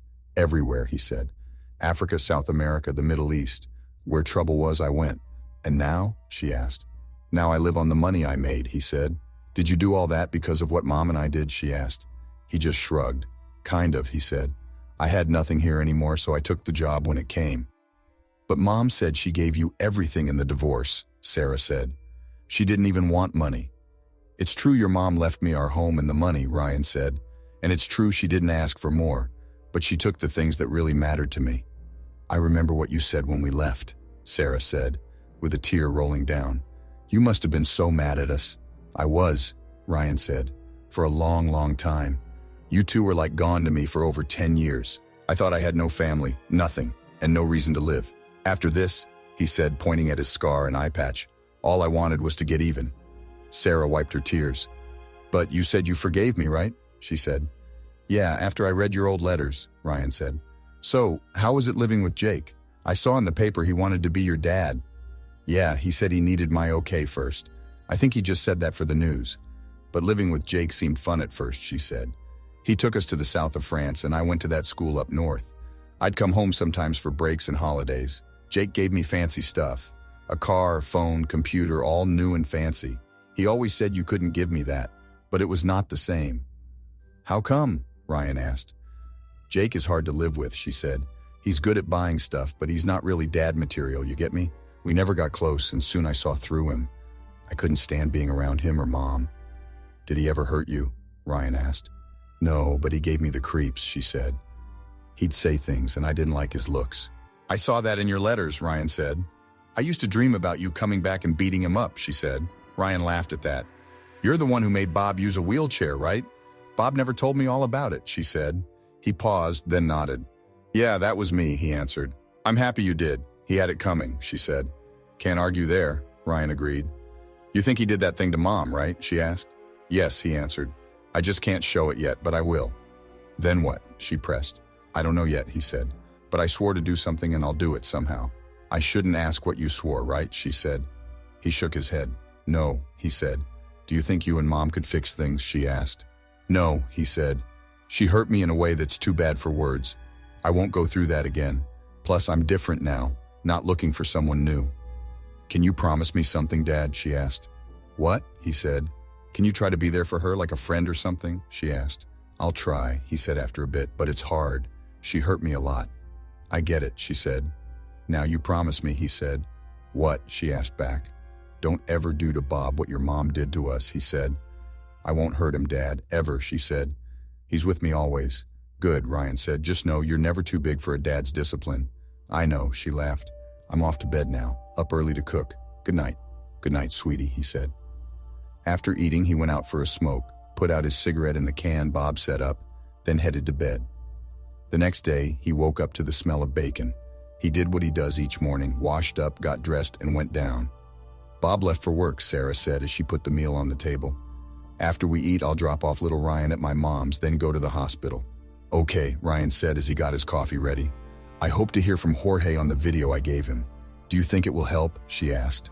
I do, Ryan said. If anyone can find something, it's him. They began to eat, and right when Ryan was done, his phone made a noise. He saw it was Jorge. Morning, he said after picking up. You're up early. Got something? Yes, I do, Jorge said. Can you come to my place this morning? Sure, Ryan said. Just 8. I'll come now. See you soon, Jorge said, and hung up. What did I say? Ryan asked Sarah. He found something, she asked. Yes, Ryan said. I'm going now. Let me know if there's any news on your mom, okay? I will, Dad, she said. Love you. Love you too, he said. He hugged little Ryan, then left. Soon he was at Jorge's place. So what did you find? Ryan asked. I know who did the shooting, Jorge said. Can't say who drove, though. That's a start, Ryan said. Who is he? Some kid called Tyrone J. Thinks it sounds cool, I guess, said Jorge. Real name, Timothy J. Scroggins. Left school early and hangs with a bad crowd. Seems you've met him before, Ryan said. Yeah, caught him a few times back in my cop days, Jorge said. Drugs mostly. He's been in trouble for 10, 12 years. Never got locked up for long. Lives with his mom, so not hard to find. If you see the video, you'll see the car go up to the gate. The person driving taps in a code, he said. So someone inside must have told them the code, Ryan said. That's what I think, Jorge said. But what I don't get, Ryan said. The cops have seen this video too. Why haven't they grabbed this guy yet? Really want to know? Jorge asked. Yeah, for real, Ryan said. Well, haven't you seen the news? Big messes in the streets, lots of yelling these past months, Jorge said. The big shots in the city are scared it'll kick off here, so they've been cutting back on cash for the cops and ignoring the small-time bad guys like Scroggins. I heard they lost about 20% of their people, which means they can't look into stuff like this. Ryan shook his head. That's bad, he said. Yep, Jorge agreed. So what's the plan? I want to have words with this Tyrone guy and see what he says, Ryan said. Best if his mom's not around. Well, she's out working in the day and he's usually not up and around until later, Jorge said. Good, Ryan said. You want me to tag along? Jorge asked. If you're up for it, Ryan said. But just so you know, I'm not going to play nice. I kind of guessed that, Jorge said. There's another guy I want to bring, Ryan said. An old army buddy. Fine by me, Jorge said. You lead. Ryan nodded, took out his phone, and called Bill. Hey, Bill answered. What's up? Feel like meeting our man with me, Ryan asked. Heck yes, Bill said. Okay if I bring my big gun? Sure, Ryan said. We'll be there in about 30. Don't forget some tape and ties. Got it, boss. See you soon, Bill said. After hanging up, Ryan signaled Jorge to follow him. They went to Ryan's rented ride and headed to Bill's place. Ryan beeped his car horn the moment he pulled up and saw Bill step out of the trailer with his gun and a bag. Whoa, Jorge said. Are you really okay with him taking that around? He's good with it, Ryan said. Trust me. Bill hopped into the back seat. Ryan saw the AR had a bump part on it. Is that okay to have? He asked his mate. That part? Bill said. Might not be, but I don't mind. It's my crowd fixer. You know, just in case they come this way. We're just after one guy, so I think you won't need it, Ryan told him. Better to have and not need, Bill said with a laugh. Ryan grinned and drove off. So, where to? Ryan asked. 5th and Emerson, Jorge said. Just hit the main road back to town and I'll tell you when to turn. Got it, Ryan said. He had a clue about the place, as it wasn't far from where he and Lisa once lived. They got to the address of Tyrone Timmy and parked the car just across the street. Jorge checked his watch. His mom should be out for work by now if she's still on the same work time, he said. What's the plan? You and me to the front door, he told Jorge. Bill goes around to get in from the back. Got your tool to pick locks? He asked Bill. Always, Bill said from the back. Great, Ryan said, and take your bag. Sure thing, boss, Bill said. Okay, Ryan said. Bill, you head out first and we'll give you time to get around back. And please hide that gun well. We don't want the folks nearby to panic and call the cops. Remember, we need Timmy caught in the middle. Got it, Bill said, stepping out. As they watched, Bill made his way to the back door. No one from the other houses seemed to notice, so they got out and walked easy to the front door. Peeking through the window, they saw Bill had reached the door. Ryan knocked and then hit the doorbell. Okay, I'm on my way, they heard Timmy yell from inside. He opened the door in a white shirt and jeans that dipped too low, showing his undershorts. Ryan really didn't like this look. "Yeah," Timmy said. "What do you want?" "We need some answers, Timmy," Ryan said. "Or should I say Tyrone," he teased, saying Timmy's street name wrong on purpose. "Go away, man, or I'll mess you up," Timmy snapped back. Ryan just laughed and looked at Jorge. "Did you hear that? He's being mean," he said to Jorge, who also laughed. Ryan faced Timmy again. "Kid," he said, "have you ever looked at yourself? You're way paler than me." He saw Timmy try to pull out a small knife. He shook his head. "If you really want to use that little knife, keep going, but I wouldn't," Ryan warned. Timmy paused for a bit. "If you don't stop, you'll get hurt," Bill said, coming up behind Timmy. Shocked and scared, Timmy dropped the knife and put his hands down. "How about letting us in?" Ryan said. Sure," Timmy said, moving back to let Ryan and Jorge in. "Are you guys cops?" Timmy asked. "Kind of," Ryan said. "We need to ask things. You need to answer." "Maybe I should just call my friends to handle you." Timmy tried to sound brave. Ryan laughed and looked at Bill. "What do you think? How many tough guys like him have we dealt with in 12 years, he asked. "I can't remember, boss," Bill said. "Maybe around 400. 400, huh? Ryan asked, not really looking for an answer. "That sounds right. So Tyrone, how'd you like to be guy number 401? "Look," Timmy said, his voice full of fear. "I don't know a thing, and I have no clue about you guys. What's all this for?" "Sit, Timmy," Ryan said. Timmy plopped down on the couch. Ryan sat by him while Jorge stood in front and Bill was on the other side, his big gun aimed near Timmy. "Who we are doesn't matter. The thing is, it's 3 of us and just you. And one of us really wants to use his gun since it's been a while. That should be enough for you to know right now. We'll ask some things. You give us the answers. Do that, and you're safe. Got it?" Timmy looked at them and nodded. "Sorry, I didn't catch that," Ryan pushed. "Yes," Timmy peeped out. "Great," Ryan said. "Now spill what you know about a lady who got shot at Night Petroleum a few days back." "I got no idea about any lady getting shot at Night Petroleum," Timmy claimed. Jorge showed a big photo on the coffee table for Timmy to see. It was clear, Timmy's face and his hand with a gun out the car window. "Lies, Timmy," he said.